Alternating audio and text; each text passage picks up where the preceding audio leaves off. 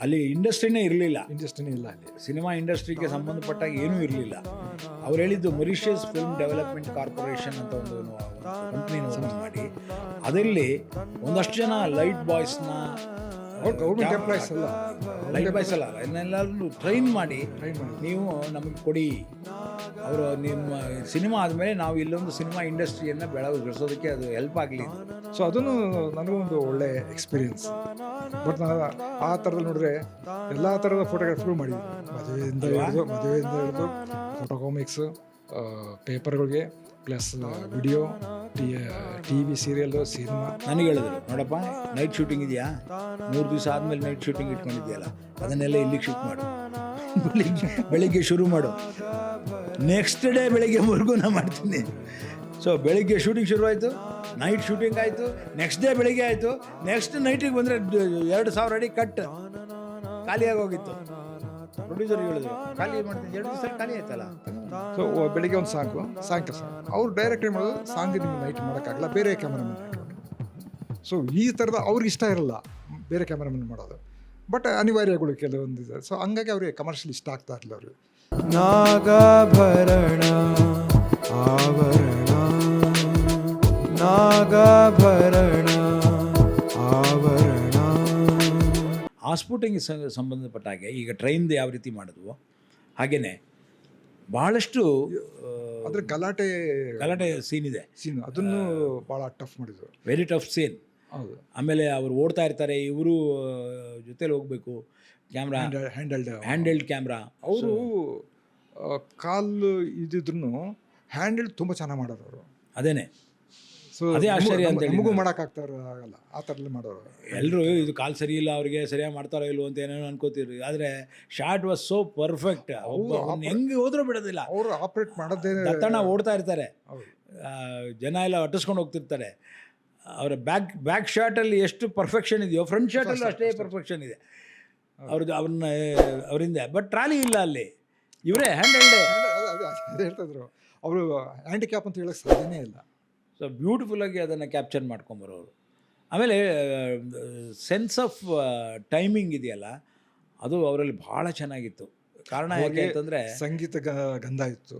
ಆಮೇಲೆ ಟ್ರಾಲಿ ತಳ್ಳೋರಿಗೆ ಸಂಗೀತ ಗಂಧ ಇದೆ, ನನಗೆ ಸಂಗೀತ ಫಸ್ಟ್ ನೀವು ಕಲಿ ಅಂದರೆ ರಿದಮ್ ಸೆನ್ಸ್ ಇರಬೇಕು, ಇಷ್ಟಕ್ಕೆ ಇಲ್ಲಿ ತಳ್ಳಿ ಅಂತೇಳಿ. ಆಮೇಲೆ ಎಷ್ಟು ಅವ್ರ ಜೊತೆ ಮಾಲ್ವಡಿಯಸ್ ಮಾಡಿದಾಗ 5 ಫೀಟ್ಗೆ ಟ್ರಾಲಿ ಹಾಕಿದ್ವಿ, 5 ಫೀಟ್ ಲೆಂತಲ್ಲಿ. ಈ ಕಡೆ ಕಟ್ಟೆ ಸಪೋರ್ಟ್ ಏನಿರಲ್ಲ, ಆ ಕಟ್ರ್ ಸ್ಟ್ಯಾಂಡ್ ಇಟ್ಬಿಟ್ಟು ಕಟ್ರ್ ಸ್ಟ್ಯಾಂಡ್ಗೆ ಸಪೋರ್ಟ್ ಕೊಟ್ಟು ಭುಜದ ಮೇಲೆ ಇಟ್ಕೊಂಡು ಟ್ರಾಲಿ ಹೋಗಿದೆ ಎಷ್ಟು ಸರ್ತಿ. ಸೊ ಸ್ವಲ್ಪ ಸಪೋರ್ಟಿಂಗ್ ಇಟ್ಕೊಂಡು. ಸೊ ಆ ಥರದಲ್ಲೆಲ್ಲ ತುಂಬ ಟಫ್. ಅದರಲ್ಲೇ ಒಂದು ಶಾರ್ಟ್ ತೆಗೆದರು. ಸೊ ಸ್ಕೂಲ್ಗಳೇ ಒಂದು ಶಾರ್ಟ್ ಇರೋದು. ಸೊ ಬರ್ತಾ ಹೊರಗಡೆ ಬಂದು ಇಡೀ ಸ್ಕೂಲ್ ಕಾಣಿಸ್ಬೇಕು ಕ್ರೈನಲ್ಲಿ. ಸೊ ಆ ಥರದಲ್ಲೆಲ್ಲ ಇವು ಬಿಡಿ ಜಿಮ್ಮಿ ಜಿಪ್ಪುಗಳು ಪ್ಲಸ್ ಗಿಂಬಲ್ ಎಲ್ಲ ಇದೆ. ಅವು ಏನಿಲ್ಲದ ಇರೋ ಟೈಮಲ್ಲಿ ಅವರು ಅಷ್ಟೆಲ್ಲ ಪ್ರಯತ್ನ ಪಡ್ತಾಯಿದ್ರು. ಅದಕ್ಕೆ ನಾನು ರಾಮಚಂದ್ರ ಅವ್ರನ್ನ ಆಗಿನ ಕಾಲಘಟ್ಟದಲ್ಲಿ 70ರಿಂದ 2000ವರೆಗೆ ಆ 30 ವರ್ಷಗಳಲ್ಲಿ Ramu was an icon for all the cameramans. Yes, ಖಂಡಿತ. ಬೇರೆಯವರು ಕಮರ್ಷಿಯಲಿ ಮಾಡ್ತಾಯಿದ್ರು ಭಾಳಷ್ಟು ಜನ. ಅದ್ಯಾಕೋ ಇವ್ರನ್ನ ಕಮರ್ಷಿಯಲ್ ಸಿನಿಮಾದವರು ಅಷ್ಟು ಅಕ್ಸೆಪ್ಟ್ ಮಾಡಲಿಲ್ಲ ಫಸ್ಟ್. ಕಮರ್ಷಿಯಲ್ ನಾವು ಹೊಸ ಹುಡುಕಾಟದಲ್ಲಿದ್ದವ್ರು ನಾವು ಇವ್ರನ್ನ ದುಂಬಾಲು ಬಿದ್ದು ಹಿಡ್ಕೋತಾ ಇದ್ವಿ, ಹೆಂಗಾರು ಮಾಡಿ ಇವ್ರು ನಮಗೆ ಸಿಕ್ಕರೆ ಸಾಕಲ್ಲಪ್ಪ ಅಂತ. ಇವ್ರ ಡೇಟ್ಗೋಸ್ಕರ ನಾನು ಒಂದು ಸಿನಿಮಾನ ಪೋಸ್ಟ್ಪೋನ್ ಮಾಡಿ ಆಮೇಲೆ ಮಾಡಿದ್ದೀನಿ, ಇವರು ಬೇಕೇ ಬೇಕು ಅಂತ. ಅವರು ಕಮರ್ಷಿಯಲ್ ಇಷ್ಟ ಇರಲಿಲ್ಲ. ಅವರು ಕಮರ್ಷಿಯಲ್ಗೆ ಇಲ್ಲಾಜಿಕಲ್, ನಾನ್ ಲೀನಿಯರ್, ಪರ್ಸ್ಪೆಕ್ಟಿವ್ ಇಲ್ಲದಂತಹ, ಪರ್ಪಸ್ ಇಲ್ಲದಂತಹ ಯಾವುದೇ ಸಿನಿಮಾಗಳ ಬಗ್ಗೆ ಅವರಿಗೆ ಗೌರವ ಇರಲಿಲ್ಲ. ನಾನು ಅವ್ರ ಜೊತೆ ಹುಲಿ ಹೆಬ್ಬುಲಿ ಮಾಡಿದ್ದೆ, ಹಾಂಗ್ಕಾಂಗಲ್ಲಿ ಏಜೆಂಟ್ ಮಾಡಿದೆ ಅವ್ರ ಜೊತೆ. ಸೊ ಕಮರ್ಷಿಯಲ್ ಅಂದರೆ ಅದು ಅವ್ರು ಮಾಡೋಕ್ಕೆ ಇಷ್ಟ ಇರ್ತಾ ಇರಲಿಲ್ಲ, ಬಟ್ ಮಾಡಲೇಬೇಕು ಕಮರ್ಷಿಯಲ್ ಅಂತ. ಸೊ ಆ ಥರದ್ದು ಕೆಲವೊಂದು ಕಮರ್ಷಿಯಲ್ ಮಾಡಿದ್ದಾರೆ. ಹುಲಿ ಹೆಬ್ಬುಲಿ ವಿಜಯ್ ರೆಡ್ಡಿದು. ಸೊ ಅದರಲ್ಲೂ ತುಂಬ ಅಲ್ಲಿ ಕಮರ್ಷಿಯಲ್ ಏನಂದರೆ ಮದ್ರಾಸಲ್ಲಿ ಶೂಟಿಂಗು. ಸೊ ಬೆಳಿಗ್ಗೆ ಒಂದು ಸಾಂಗು, ಸಾಯಂಕಾಲ ಸಾಂಗ್ ಅವ್ರು ಡೈರೆಕ್ಟ್ ಏನು ಮಾಡೋದು, ಸಾಂಗ್ ನಿಮಗೆ ನೈಟ್ ಮಾಡೋಕ್ಕಾಗಲ್ಲ, ಬೇರೆ ಕ್ಯಾಮ್ರಾಮನ್ ಇಟ್ಕೊಂಡ್ರು. ಸೊ ಈ ಥರದ ಅವ್ರಿಗೆ ಇಷ್ಟ ಇರಲ್ಲ ಬೇರೆ ಕ್ಯಾಮ್ರಾಮನ್ ಮಾಡೋದು, ಬಟ್ ಅನಿವಾರ್ಯಗಳು ಕೆಲವೊಂದಿದೆ. ಸೊ ಹಂಗಾಗಿ ಅವ್ರಿಗೆ ಕಮರ್ಷಿಯಲ್ ಇಷ್ಟ ಆಗ್ತಾ ಇರಲಿಲ್ಲ ಅವ್ರಿಗೆ. ಸೊ ಆರ್ಟ್ ಫಿಲ್ಮ್ ಅಂದರೆ ಖುಷಿಯಾಗಿ ಮಾಡೋದು, ನಿಮ್ಮ ಪೇಮೆಂಟ್ ಕೇಳ್ತಾ ಇರಲಿಲ್ಲ, ಫಸ್ಟ್ ಕೆಲಸ ಮಾಡೋಣ. ಅವ್ರು ಫಸ್ಟ್ ಕೇಳ್ತಿದ್ದು ಏನು ಕಥೆ ಹೇಳು ಫಸ್ಟು ಅಂತ.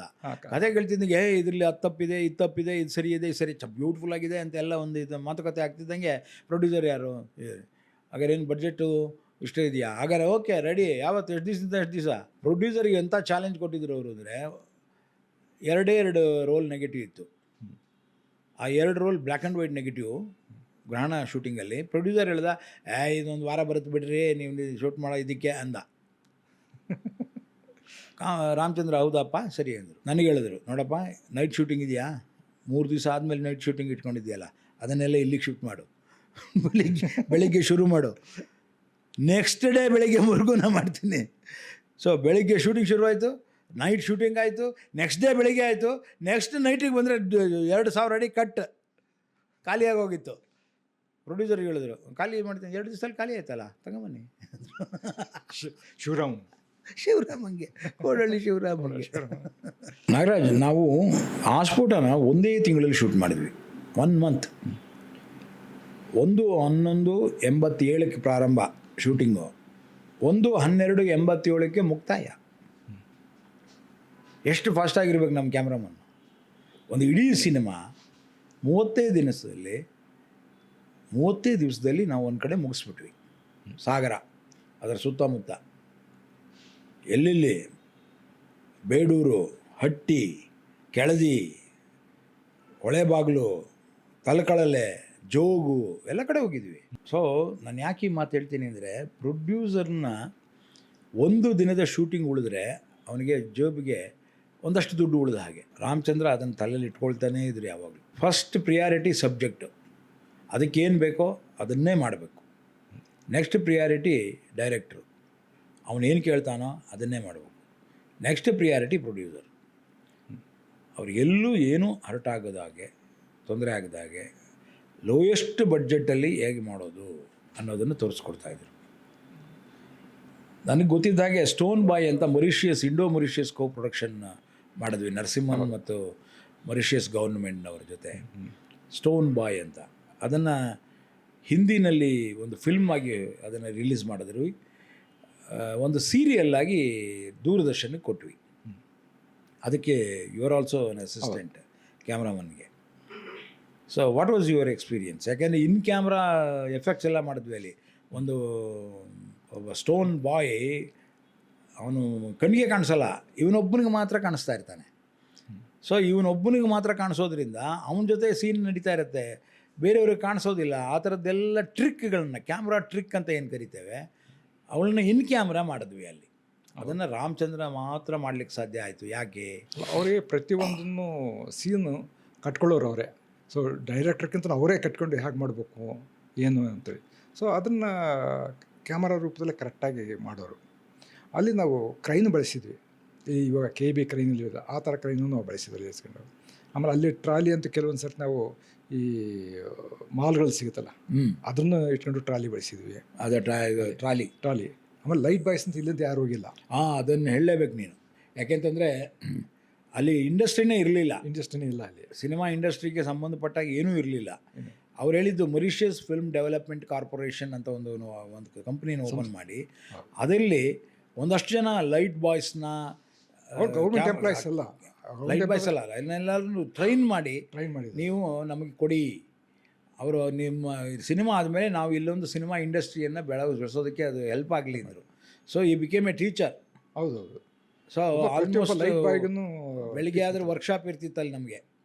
ಒಂದು 15 ದಿವಸ ಆ ಥರ ಎಲ್ಲರನ್ನೂ ಟ್ರೈನ್ ಮಾಡಿ ಅವರಿಗೆಲ್ಲ ಹುಡುಗರಿಗೆ ಹೇಗೆ ಇಟ್ಕೊಳ್ಳೋದು, ಯಾವುದು ರಿಫ್ಲೆಕ್ಟ್ರು, ಯಾವುದು ಲೈಟು, ಯಾವುದು ವ್ಯಾನ್ ಡೋರ್ಸು, ಲೈಟ್ ಅಂದರೆ ಏನು, ಸ್ಟ್ಯಾಂಡ್ ಅಂದರೆ ಏನು ಇತ್ಯಾದಿಗಳೆಲ್ಲ ಹೇಳ್ಕೊಟ್ರು ಅವರು. ಬಟ್ ಅಲ್ಲಿ ಲೈಟ್ ಬಾಯ್ಸ್ನು ಎಲ್ಲ ಗೌರ್ಮೆಂಟ್ ಎಂಪ್ಲಾಯ್ಗಳಿದ್ರು ಅವ್ರಿಗೆ ಲೈಟ್ ಅಂದರೆ ಗೊತ್ತಿಲ್ಲ, ಲೈಟ್ ಏನೋ ಕ್ಯಾಮರಾ ಏನೋ ಗೊತ್ತಿರಲಿಲ್ಲ.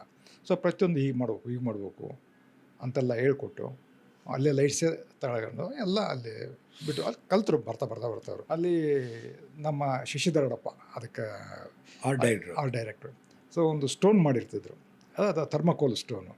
ಸೊ ನಾವು ಹುಡುಗರು ಬನ್ನಿ ತೇಬೇಕಂದ್ರೆ ಬಂದು ಹಿಂಗೆ ಹೋಗೋರು.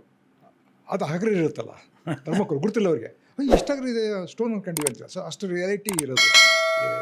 ಅಂದರೆ ಇಲ್ಲಿ ಶಶಿಧರ ರೆಡ್ಡಪ್ಪನೂ ತುಂಬ ಒಳ್ಳೆ ಆರ್ಟ್ ಡೈರೆಕ್ಟರ್. ಭಾಳ ಒಳ್ಳೆ ಟ್ಯಾಲೆಂಟ್, ಭಾಳ ಚೆನ್ನಾಗಿ ಶಿಶ್ನಾಳ್ ಶರೀಫ್ ಅವರೇ ಮಾಡಿದರು. ನನ್ನ ಎಲ್ಲ ಸಿನಿಮಾಗಳಲ್ಲಿ 50% ಅವನೇ ಆಡ್ತಾ ಒಂದು ಸಿನಿಮಾ ಚೆನ್ನಾಗಿ ಬರ್ಬೇಕಂದ್ರೆ ಡೈರೆಕ್ಟ್ರು, ಆರ್ಟ್ ಡೈರೆಕ್ಟ್ರು, ಕ್ಯಾಮರಾಮನ್, ಸೊ ಇಬ್ರಿಗೂ ಆ ಸಿನಿಮಾದ ಬಗ್ಗೆ ಏನು ಬೇಕು ಅನ್ನೋದು ಇಬ್ಬರು ಗೊತ್ತಿರ್ಬೇಕು. ಆ ಥರ ಶಶಿಧರ ರೆಡ್ಡಪ್ಪ ಫ್ಯಾಂಟಾಸ್ಟಿಕ್. ಇಲ್ಲ, ನಾನು ಯಾಕೆ ಈ ಇನ್ ಕ್ಯಾಮ್ರಾದಲ್ಲೇ ಕ್ಯಾಮ್ರಾ ಟ್ರಿಕ್ಗಳನ್ನ ಇವರು ಮಾಡಿದ್ರು ಅಲ್ಲಿ ಅನ್ನೋದನ್ನು ಹೇಳ್ತಾ ಇದ್ದೀನಿ ಅಂದರೆ, ಸ್ಟೋನ್ ಬಾಯ್ ಮಧ್ಯೆ ನಿಂತಿರೋನು, ಈ ಕಡೆ ಮಂಜು ನಿಂತಿರೋನು, ಮಾಸ್ಟರ್ ಮಂಜು, ಆ ಕಡೆ ಇನ್ನೆರಡು ಕ್ಯಾರೆಕ್ಟರ್ ನಿಂತಿರೋದು. ಅವರಿಬ್ಬರಿಗೆ ಅವನು ಕಾಣಿಸ್ತಾ ಇಲ್ಲ, ಇವನಿಗೆ ಮಾತ್ರ ಅವನು ಕಾಣಿಸ್ತಾ ಇರೋದು. ಇದನ್ನು ಶೂಟ್ ಮಾಡುವಾಗ ಅವನನ್ನು ತೆಗೆದುಬಿಟ್ಟು, ಅವರ ವ್ಯೂ ಪಾಯಿಂಟಲ್ಲಿ ಅವನನ್ನು ತೆಗೆದುಬಿಟ್ಟು ಶೂಟ್ ಮಾಡ್ತಿದ್ವಿ, ಸೇಮ್ ಕ್ಯಾಮ್ರಾ. ನೆಕ್ಸ್ಟು ಅವನನ್ನು ಇಟ್ಬಿಟ್ಟು ಮತ್ತೆ ಇವನ ಜೊತೆಯಲ್ಲಿ ಈ ಕಡೆ ಶೂಟ್ ಮಾಡ್ತಾಯಿದ್ವಿ, ಈ ಕಡೆ ಇದ್ದಾಗೆಲ್ಲ. ಸೊ ಅದನ್ನು ನಾವು ಎಡಿಟಿಂಗ್ ರೂಮಿಗೆ ತಂದಾಗ ಪರ್ಫೆಕ್ಟಾಗಿ ಅವನು ಸ್ಟಾಪ್ ಬ್ಲಾಕ್ ಹೇಳ್ತಾರೆ, ನಾಪತ್ತೆ ಆಗಿರೋನು ಬರೋನು, ನಾಪತ್ತೆ ಆಗಿರೋನು ಬರೋನು, ಅಪೇರ್ ಡಿಸಪೇರ್ ಆಗೋನು. ಸೊ ಪ್ರತಿಯೊಂದನ್ನು ಕ್ಯಾಮ್ರಾದಲ್ಲೇ ಯೋಚಿಸಿ ಮಾಡ್ತಾಯಿದ್ವಿ, because there was no VFX. ಹೌದು, ಆಗ ಅವು ಏನು ಮಾಡಿದ್ರು ಕ್ಯಾಮ್ರಾದಲ್ಲೇ ಮಾಡಬೇಕಾಗಿತ್ತು. ಅದನ್ನು ರಾಮಚಂದ್ರ ಭಾಳ ಚೆನ್ನಾಗಿ ಕರಗತ ಮಾಡ್ಕೊಂಡಿದ್ರು, ಅದನ್ನು ನಮ್ಗೆ ಹೇಳ್ಕೊಟ್ರು ಕೂಡ. ಹಾಗಾಗಿ ನಮಗೆ ಎಷ್ಟು ಕಾನ್ಫಿಡೆನ್ಸ್ ಬಂತು ಅಂದರೆ, ಆಮೇಲೆ ಏನು ಬೇಕಾದ್ರೂ ಕ್ಯಾಮ್ರಾದಲ್ಲಿ ಮಾಡ್ಬೋದಲ್ಲ, ನಾವು ಮಾಡ್ತೀವಿ ಅನ್ನೋದು ಕಾನ್ಫಿಡೆನ್ಸ್ ಬಂದಿತ್ತು. ನೀನು ಅವ್ರ ಜೊತೆ ಎಷ್ಟು ಸಿನಿಮಾ ಮಾಡಿದೆ, ಯಾವ್ಯಾವ ಸಿನಿಮಾಗಳನ್ನ ಮಾಡಿದೆ? ಅವ್ರ ಜೊತೆಗೆ ಬರ್ಗೂರ್ದೊಂದು ಸಿನಿಮಾ ಮಾಡಿದೆ, ಬೆಂಕಿ ಅಂತೇಳಿ. ಆಮೇಲೆ ಇವು KV ರಾಜ್ ಜೊತೆ ಮಾಡಿದೆ, ಒಂದೆರಡು ಸಿನಿಮಾ ಮಾಡಿದೆ. ಆಮೇಲೆ ಗಿರೀಶ್ ಕಾಸರವಳ್ಳಿ ಜೊತೆ ಮಾಡಿದೆ, ಮೂರು ಅವ್ರದ್ದೊಂದು ಆಕ್ರಮಣ, ಒಂದಿಷ್ಟು ಸಿನಿಮಾ ಮಾಡಿದೆ. ಅವ್ರ ಜೊತೆ ಕೊನೆಯ ಸಿನಿಮಾ ಮಾಡಿದ್ದು ಕ್ರೌರ್ಯ. ವಾವ್. ಹಾಂ, ಕ್ರೌರ್ಯ ನನ್ನ ಅಸಿಸ್ಟೆಂಟಾಗಿ ಲಾಸ್ಟ್ ಸಿನಿಮಾ ಅದು. ಯಾಕಂದ್ರೆ ಅಷ್ಟಲಾಗಲೇ ಕ್ಯಾಮ್ರಾಮನ್ ಅಷ್ಟೊತ್ತಿಗೆ ನಾನು ಸಣ್ಣ ಪುಟ್ಟ ಡಾಕ್ಯುಮೆಂಟ್ರಿ ಅವು ಇವು ಅಷ್ಟು ಪ್ರೋಗ್ರಾಮು ಮಾಡ್ತಾಯಿದ್ದೆ. ಸೊ ಆಮೇಲೆ ಅವ್ರು ಮುಂಚೆನೇ ಹೇಳಿದಿಲ್ಲ, ಕ್ಯಾಮ್ರಾಮನ್ ಮತ್ತು ಇನ್ನೊಬ್ಬರು ಅಸಿಸ್ಟೆಂಟ್ ಮಾಡಬಾರ್ದು ಅಂತೇಳಿ. ಸೊ ಹಾಗಾಗಿ ನಾನು ಸಿನಿಮಾ ಯಾವುದು ಮಾಡಿರಲಿಲ್ಲ, ಒಂದೇ ಡಾಕ್ಯುಮೆಂಟ್ರಿಗಳು ಅದು ಇದು TV ಸೀರಿಯಲ್ ಮಾಡ್ಕೊಂಡಿದ್ದೆ. ಸೊ ಅಲ್ಲಿಂದ ನಾನು ಇಂಡಿಪೆಂಡೆಂಟ್ ಆಗಿದೆ ಕ್ರೌರ್ಯ ಆದಿಂದ. ಸೊ ನೀ ಕಲಿತದ್ದು ಎಸ್ಪೆಷಲಿ ಲೈಟಿಂಗ್ ವೈಸ್ ಕಲಿತದ್ದ, ಕ್ಯಾಮ್ರಾ ಆಪ್ರೇಟರ್ ವೈಸ್ ಕಲಿತದ್ದ, ಏನೇನು ಅದ ಸ್ಪೆಷಾಲಿಟಿಗಳೇನು ರಾಮಚಂದ್ರ ಅವ್ರ ಜೊತೆ ನಾನು ನನಗೆ ಗುರ್ತಿಲ್ದಂಗೆ ಎಲ್ಲ ಅವ್ರ ಮೇಲೆ ಇನ್ಫ್ಲುಯೆನ್ಸ್ ಆದೆ. ಸೊ ಒಂದು ಲೈಟಿಂಗ್ ಆಗಲಿ ಅಥವಾ ಕ್ಯಾಮ್ರಾ ಆಪ್ರೇಟ್ ಮಾಡೋದಾಗಲಿ, ಪ್ರತಿಯೊಂದನ್ನು ಅವರ ಇನ್ಫ್ಲುಯೆನ್ಸ್ ಇಲ್ಲದೆ ನಾನು ಯಾವುದೂ ಮಾಡಲಿಕ್ಕಾಗಲ್ಲ. ಅಂದರೆ ಬಹುಶಃ ನಾನು ಗುರು ಅಂತ ಅವ್ರು ಒಪ್ಕೊಂಡ್ರೆ ಬೇರೆ ಯಾರ ಜೊತೆ ನಾನು ಅಸಿಸ್ಟೆಂಟ್ ಆಗಲಿ ಇದು ಮಾಡೇ ಇಲ್ಲ. ಸೊ ಹಂಗಾಗಿ ನನಗೆ ಅವರೊಬ್ಬರೇ ಕ್ಯಾಮ್ರಾಮನ್ ಅಂದರೆ ಹೀಗೆ ಇರ್ತಾರೆ ಅಂತ ನನಗೆ ಗೊತ್ತಿರೋದು. ಸೊ ಬಹುಶಃ ಒಬ್ಬ ಕ್ಯಾಮ್ರಾಮನ್ ಹತ್ರ ಮಾಡಿರೋದ್ರಿಂದ ನಾನು ಒಂಥರ ಒಂದು ಸ್ಟೈಲ್ ಮಾಡಿದೆ. ನನಗೂ ಅವರು ಕಮರ್ಷಿಯಲ್, ಅವರು ಯಾವುದು ಕಮರ್ಷಿಯಲ್ ಇಷ್ಟಪಟ್ಟಿಲ್ಲ ಅವರು. ನಾನು ಕಮರ್ಷಿಯಲ್ ಯಾವುದು ಮಾಡಲಿಕ್ಕೆ ಆಗಲಿಲ್ಲ. ನಾನು ಬರೀ ಆರ್ಟ್ ಫಿಲ್ಮ್, ಕಮರ್ಷಿಯಲ್ ನನಗೂ ಮಾಡಲಿಕ್ಕೆ ಹೊಂದ್ಕೊಳ್ಳೋಕ್ಕಾಗಲಿಲ್ಲ. ಯಾಕೆ ಅಲ್ಲಿ ಅವರು ಅಂದ್ಕೊಂಡಂಗೆ ಅನ್ಯಾಚುರಲ್ ವರ್ಕ್ ಮಾಡೋಕ್ಕೆ ನನಗೂ ಆಗಲಿಲ್ಲ. ಹಂಗಾಗಿ ನಾನು ಆರ್ಟ್ ಫಿಲ್ಮಲ್ಲೇ ಉಳ್ಕೊಂಡೆ. ಈವನ್ ಸೀರಿಯಲ್ ಮಾಡಿದ್ನು ಅದೇ ಥರ ಸೀರಿಯಲ್ಗಳು ಮಾಡಿದ್ದೀನಿ. ಈ ಮೂಡದ ಮನೆ, ಮಹಾನವಮಿ, ಇಂಥವೆಲ್ಲ ಅವು ಈಗಿನ ಕಮರ್ಷಿಯಲ್ ಸೀರಿಯಲ್ ಥರಲ್ಲ, ಅದು ಒಂದು ಆರ್ಟಿಸ್ಟಿಕಲ್. ಈ ಮಾಲ್ಗುಡಿ ಡೇಸ್ ಅಂತಾರ, ಮಾಲ್ಗುಡಿ ಡೇಸ್ ನಮ್ಮ ಇಂಡಿಯನ್ದಲ್ಲಿ ಏನಿದೆ TV ಸೀರಿಯಲ್, ಅದು best, one of the best ಮಾದರಿ. ಅದೇ ಥರ ಮೂಡದ ಮನೆಯೂ ಕನ್ನಡದಲ್ಲಿ ಒಂದು ಮಾದರಿನೇ ಇದೆ. ಸೊ ಇವಾಗ ಸ್ಟಿಲ್ ಟುಡೇ ಅದರ ಸಾಂಗು ಸಾಕಷ್ಟು ಜನ ಕೇಳಿದಿರೋರೇ ಇರಲ್ಲ. ಹೌದು, ಕಂಬಾರ ಅವರ ಸಾಂಗು. ಸೊ ಇವಾಗ ಏನೊಂದು ಕಡಿಮೆ ಒಂದು 100-105 ಸಲ ಜನ ಆಡಿರ್ತಾರೆ ಅದ್ರ ಬಗ್ಗೆ, ಯೂಟ್ಯೂಬ್ಗಳಲ್ಲಿ ಇರೋದು. ಸೊ ಆ ಥರದಲ್ಲಿ ಅದು ಒಂದು quality films, quality television serials, ಇವುಗಳ ಜೊತೆಯಲ್ಲಿ ಬೆಳೆದಿದೆಯಾ? ಹಾಗಾದ್ರೆ ನಮಗೆ ದೃಶ್ಯ ಮಾಧ್ಯಮದಲ್ಲಿ ಎಲ್ಲ ಸಾಧ್ಯತೆಗಳನ್ನ ಹುಡುಕ್ತಾ ಇದ್ವಿ ಆಗ ಆ ಕಾಲಘಟ್ಟದಲ್ಲಿ. ಯಾಕೆಂದರೆ ನನಗೆ ಏನು ಕೊಟ್ಟರು ಅದನ್ನು ವಿಷುವಲಿ ನೋಡ್ತಾ ಇದ್ವಲ್ಲ, ಯಾವುದು ಸಾಧ್ಯತೆಗಳಿದೆ. ಫೋಟೋ ಕಾಮಿಕ್ ಮಾಡಿದ್ವಿ, ಜ್ಞಾಪಕ ಇದೆಯಾ ನಿಮಗೆ? ಫೋಟೋ ಕಾಮಿಕ್ಸ್, ನೇಪಥ್ಯ, ಪಾಲ್ ಸುದರ್ಶನ್ ಅವರ ಕತೆ ನೇಪಥ್ಯವಾಗಿ ಅದರಲ್ಲಿ ಎಕ್ಸ್ಪೆರಿಮೆಂಟ್ ಮಾಡಿದ್ವಿ. ಏನೇನು ಮಾಡಿದ್ವಿ ಅದರಲ್ಲಿ? ಒಂದ್ಸರಿ ನಾವೆಲ್ಲ ಮಾಡಿ, ನೀನೇ ಮಾಡಿದ್ದು? ನಾನೇ ಮಾಡಿದ್ದು. ನಮ್ಮ ಗುರುಗಳ ಹೆಸರಿತ್ತು. ಸೊ ಅದು ಮಾಡಿದ್ವಿ. ಮಾಡಿ ನಾವು ಒಂದು ಸರ್ತಿ ಎಲ್ಲ ಕೊಟ್ಟಾದಿಂದೆ ಅವರು ಇದು ಮಾಡಬೇಕಾದಾಗ, ನೀವು ಫ್ಲ್ಯಾಶ್ ಯೂಸ್ ಮಾಡಿಲ್ಲ, ಫ್ಲ್ಯಾಶ್ ಯೂಸ್ ಮಾಡಬೇಕು, ಬ್ಯಾಕ್ಗ್ರೌಂಡು ಮತ್ತು ಇದು ಒಂದೇ ಥರದಲ್ಲಿ ಇದೆ ಅಂತಂದರು. ಒಂದೇ ತುಂಬ ಡಾರ್ಕ್ ಇದೆ ಅಂತಂದ್ರೆ, ಇಲ್ಲ ನೀವು ನೋಡಿ ಸೋರ್ಸ್ ಆಫ್ ಲೈಟ್ ಫಾಲೋ ಮಾಡಿರೋದು ನಾವು, ಇಲ್ಲಿ ಲ್ಯಾಂಪ್ ಇದೆ, ಲ್ಯಾಂಪ್ ಬೆಳಕು ಇಲ್ಲಿ ಹತ್ರ ಇದೆ, ಜಾಸ್ತಿ ಇರುತ್ತೆ. ಸೊ ಇಂದು ದೂರ ಬ್ಯಾಕ್ಗ್ರೌಂಡಿಗೆ ಅಷ್ಟು ರೀಚ್ ಆಗಲ್ಲ, ಡಲ್ ಇರುತ್ತೆ. ಇದನ್ನು ಆ್ಯಸ್ ಇಟ್ ಈಸ್ ಪ್ರಿಂಟ್ ಮಾಡಿ ಸರಿ ಬರಲಿಲ್ಲ ಅಂದರೆ ಬೇಕಾದ್ರೆ ಬೇರೆ ಶೂಟ್ ಮಾಡೋಣ ನೀವು ಹೇಳಿದಂಗೆ. ಬಟ್ ಅದು ಫ್ಲ್ಯಾಶ್ ಹಾಕಿದರೆ ಅದು ಫೋಟೋ ಕಾಮಿಕ್ಸ್ ಆಗಲ್ಲ, ಬರೋ ಇದಾಗುತ್ತೆ ನಿಮಗೆ. ನಾವು ಇದನ್ನ ಫಿಲಿಮ್ ಶೂಟ್ ಥರನೇ ಮಾಡಿರೋದು. ಆ್ಯಕ್ಚುಲಿ ಟಂಗ್ಸ್ಟನ್ ಲೈಟೇ ಬಳಸಿದ್ವಿ. ಅದು ನಾವು ಟ್ರಾನ್ಸ್ಪರೆನ್ಸಿಯಲ್ಲಿ ಶೂಟ್ ಮಾಡ್ತಾಯಿದ್ವಿ, ಅಂದರೆ ಫೋಟೋ ಮಾಡ್ತಾಯಿಲ್ಲ, ಟ್ರಾನ್ಸ್ಪರೆನ್ಸಿಲಿ ಮಾಡ್ತಾಯಿದ್ವಿ. ಸೊ ಅದು ಒಂದು ಶೂಟ್ ಮಾಡಿಬಿಟ್ರೆ ಮತ್ತೆ ಇನ್ನೊಂದು ಸರ್ತಿ ಕೇಳೋಂಗಿಲ್ಲ ಅದು ಅಂತ ಹೇಳಿ ನೀವು ಒಂದು ಪ್ರಿಂಟ್ ಹಾಕಿ ಆಮೇಲೆ ಸರಿ ಇಲ್ಲ ಅಂದರೆ ನಾವು ಬೇಕಾದ್ರೆ ಬೇರೆ ಮಾಡ್ತೀವಿ. ಅವರು ಕವರ್ ಪೇಜ್ ಒಂದು ನೈಟ್ ಎಫೆಕ್ಟ್ ಹಾಕಿದ್ರು, ತುಂಬ ಚೆನ್ನಾಗಿ ಬಂದು ಅವಾಗ ಹೇಳಿದ್ರು ತುಂಬ ಚೆನ್ನಾಗಿದೆ. ಅದು ಪಾಪ್ಯುಲರು ಆಯ್ತು ಅಂತ ಅನ್ಸುತ್ತೆ, ಭಾಳ ಪಾಪ್ಯುಲರ್ ಆಯಿತು. ಮಜಾ ಅಂದರೆ ಒಂದು ಹೊಸ ಟ್ರೆಂಡ್ ಕ್ರಿಯೇಟ್ ಆಯಿತು ಅಲ್ಲಿಂದ ಆಚೆಗೆ. ಯಾಕೆಂತಂದರೆ ಒಂದು ಫ್ಲ್ಯಾಟಾಗಿ ಮೊದಲು ಶೂಟ್ ಮಾಡ್ತಾಯಿದ್ರು, ಫೋಟೋಸ್ ಇಂಪಾರ್ಟೆಂಟ್ ಅಷ್ಟೇ ಅನ್ನೋ ಹಾಗೆ. ನಾನು ಫೋಟೋಸಲ್ಲಿ ಎಕ್ಸ್ಪ್ರೆಷನ್ನು ಜೊತೆಗೆ ನಮ್ಮ ತಂತ್ರಜ್ಞತೆ ಏನಿತ್ತು, ಓವರ್ ಶೋಲ್ಡರ್ ಶಾಟ್ ಇಟ್ಟಿದ್ವಿ. ಇದು ಚಂದ್ರನಾಥ್ ಕೇಳಿದ್ರು ನಮಗೆ, ಚಂದ್ರ ಇದೇನಿದು ಅರ್ಧ ಮುಖ ಕಾಣಿಸ್ತಾನೆ ಇಲ್ವಲ್ಲ ಅಂದರೆ, ಅದೇ ಸ್ವಾಮಿ ಅವ್ನು ಕಾಣಿಸ್ಬಾರ್ದು ಇವ್ನು ಕಾಣಿಸ್ಬೇಕು. ಸೊ ಆ ರೀತಿಯಲ್ಲೇ ಅದು ಇರಬೇಕು ಅಂತ ಕೂಡ ಹೇಳಿದ್ವಿ. ಡೆಪ್ತ್ಗಳು ತೋರಿಸ್ತಾ ಇದ್ವಿ, ಡೆಪ್ತ್ ಇದೆ.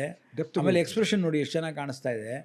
ಆ್ಯಕ್ಷನಲ್ಲಿ ಶೂಟ್ ಮಾಡ್ತಾಯಿದ್ವಿ. ನಾನು ಆ್ಯಕ್ಚುಲಿ ಅದನ್ನು ನಿನಗೆ ಗೊತ್ತಿರಬೇಕು, ಡ್ರಾಮಾ ಮಾಡಿಸಿ ಅದನ್ನು ಮಾಡ್ತಾ ಇದ್ದಾಗ ಅವರ ಎಕ್ಸ್ಪ್ರೆಷನ್ ಮಧ್ಯದಲ್ಲೇ ನಾವು ಶೂಟ್ ಮಾಡ್ಕೋತಾ ಹೋಗ್ತಾ ಇದ್ವಿ. ಹೌದು. ಬಟ್ ನಾವು ಫಿಲ್ಮ್ ಕ್ಯಾಮ್ರಾ ಯೂಸ್ ಮಾಡಿದ್ರೆ ಸಿನಿಮಾ ಆಗ್ಬಿಡ್ತಿತ್ತು ಅಲ್ವಾ? ಅಷ್ಟೇ ಮಾಡಿದ್ವಿ ಅದನ್ನು. ಅಷ್ಟೇ ನಂಬರ್ ಆಫ್ ಡೇಸ್ನು ತಗೊಂಡಿದ್ವಿ ನಾವು. ಲೊಕೇಶನ್ಸ್, ಟೈಮು ಎಲ್ಲ ತಗೊಂಡಿದ್ವಿ. ಸುಮ್ಮನೆ ಸ್ಟಿಲ್ ಫೋಟೋಗ್ರಾಫ್ ಥರ 4 ಲೈಟ್ ಹಾಕಿ ಟಕಾರ ಅಂತ ತೆಗೆದುಬಿಟ್ಟು ಏನೂ ಮಾಡಿಲ್ಲ. ಅದನ್ನು ಶೂಟಿಂಗ್ ಥರ, ಫಿಲ್ಮ್ ಶೂಟಿಂಗ್ ಥರನೇ. ಸೊ ಅದನ್ನು ನನಗೂ ಒಂದು ಒಳ್ಳೆ ಎಕ್ಸ್ಪೀರಿಯನ್ಸ್. ಬಟ್ ನಾನು ಆ ಥರದಲ್ಲಿ ನೋಡಿದ್ರೆ ಎಲ್ಲ ಥರದ ಫೋಟೋಗ್ರಾಫಿಗಳು ಮಾಡಿದ್ದೀನಿ ನಾನು. ಮದುವೆಯಿಂದ ಹಿಡಿದು ಫೋಟೋ ಕಾಮಿಕ್ಸು, ಪೇಪರ್ಗಳಿಗೆ, plus video, T V serial, cinema. So ಅದು ಒಂಥರ ಖುಷಿ ಕೊಡೋಂಥ ವಿಷಯನೇ ಅದು. ಖಂಡಿತ. ಯಾಕೆಂದರೆ ಕ್ಯಾಮ್ರಾಮನ್ ಅಂತ ಅಂದ ಕೂಡಲೇ ಆ ತಂತ್ರಜ್ಞತೆ ಗೊತ್ತಾಗ್ತಿದ್ದಾಗಲೇ ಆ ತಾಂತ್ರಿಕವಾಗಿ ಏನೇನು ಬೆಳವಣಿಗೆಗಳಿದೆಯೋ ಅವೆಲ್ಲದರಲ್ಲೂ ಕೆಲಸ ಮಾಡಿದ್ರೆ ಅವನು ಪರಿಪೂರ್ಣವಾದ ತಂತ್ರಜ್ಞಾನ ಆಗ್ತಾನೆ. ಅವನು ಎಲ್ಲದರಲ್ಲೂ ಕೆಲಸ ಮಾಡಿದ್ದಾನೆ ಅನ್ನೋದು ಭಾಳ ಮುಖ್ಯ ಆಗುತ್ತೆ. ಸೊ ಅದನ್ನು ನೀವು ಮಾಡಿದ್ದೇನೆ. ಆ ಥರ ಅವಕಾಶಗಳು ಸಿಕ್ಕಿದೆ ನಿಮ್ಮ ಸೊ ಎಲ್ಲರಿಗೂ ಸಿಗಲ್ಲ ಆ ಥರ ಅವಕಾಶಗಳು. ಅದು ನಿಜ. ಸೊ ನಾನೀಗ ರಾಮಚಂದ್ರ ಅವ್ರ ಬಗ್ಗೆ ನಾವು ಮಾತಾಡ್ತಾ ಇದ್ದಾಗ, ನಾನು ಅವ್ರ ಜೊತೆ ಸಾಕಷ್ಟು ಸಿನಿಮಾ ಮಾಡಿರೋದ್ರಿಂದ ಆ ಸ್ಫೋಟವನ್ನು ಒಂದು ಹೆಜ್ಜೆ, ಯಾಕೆಂದರೆ ನಾವು ಅಶ್ವತ್ಥನ ಜೊತೆಯಲ್ಲಿ ಆಸ್ಫೋಟ, ಅದರ ನಂತರ ಒಂದೊಂದು ಭಾಳ ಅದ್ಭುತವಾದಂಥ ನಾಗಮಂಡಲದವರೆಗೆ ನಾವು ಕೆಲಸ ಮಾಡಿದ್ದೀವಿ. ಹಾಗಾಗಿ ಅಶ್ವತ್ಥನ ಈ ಸೀರೀಸ್ನಲ್ಲಿ ರಾಮಚಂದ್ರ ಭಾಳ ಪ್ರಮುಖವಾದಂಥ ಒಬ್ಬ ಟೆಕ್ನಿಷಿಯನ್ ಆಗಿ, ತಂತ್ರಜ್ಞನಾಗಿ, ಗುರುವಾಗಿ ನಮಗೆಲ್ರಿಗೂ ನಾವು ನೆನೆಸ್ಕೊಳ್ಳುವಂತಹ ಒಂದು ಅದ್ಭುತ ಪರ್ಸನಾಲಿಟಿಯಾಗಿ ಬರುತ್ತೆ. ಇಂತಹವ್ರ ಜೊತೆ ನಾವು ಕೆಲಸ ಮಾಡಿದ್ವಲ್ಲ ಅನ್ನೋದೇ ಒಂದು ದೊಡ್ಡ ಅಭಿಮಾನ ನಮಗೆ. ಆ ಅಭಿಮಾನವನ್ನು ಇವತ್ತು ನೆನೆಸ್ಕೊಂಡಿದ್ದೀವಿ, ಗುರುಗಳನ್ನು ನೆನೆಸ್ಕೊಂಡಿದ್ದೀವಿ. ಜೊತೆಗೆ ಕನ್ನಡ ಚಲನಚಿತ್ರ ರಂಗಕ್ಕೆ ರಾಮಚಂದ್ರ ಅವರ ಕೊಡುಗೆ ತುಂಬ ದೊಡ್ಡದು. ಅದು ನಿಜವಾಗಿಯೂ ಕೂಡ 1970ರ ದಶಕದಲ್ಲಿ ಅದ್ಭುತವಾದಂತಹ ಒಂದು ಟರ್ನ್ ಏನು ಬಂತು, ಅದಕ್ಕೆ ಮೂಲ ಕಾರಣವಾಗಿ ರಾಮಚಂದ್ರ ಇದ್ದರು ಅನ್ನುವಂತಹ ಒಂದು ಮಾತನ್ನು ಹೇಳ್ತಾ, ಅವರ ದೈತ್ಯ ಶಕ್ತಿಗೆ ನಮಿಸ್ತಾ ನಾನು ಈ ಸೀರೀಸ್ನ ಮುಗಿಸ್ತಾ ಇದ್ದೇನೆ. ಓಕೆ, ತುಂಬ ಸಂತೋಷ ನೀವು ಬಂದದ್ದು, ಮಾತಾಡಿದ್ದು, ರಾಮು ಬಗ್ಗೆ ಮಾತಾಡಿದ್ದು.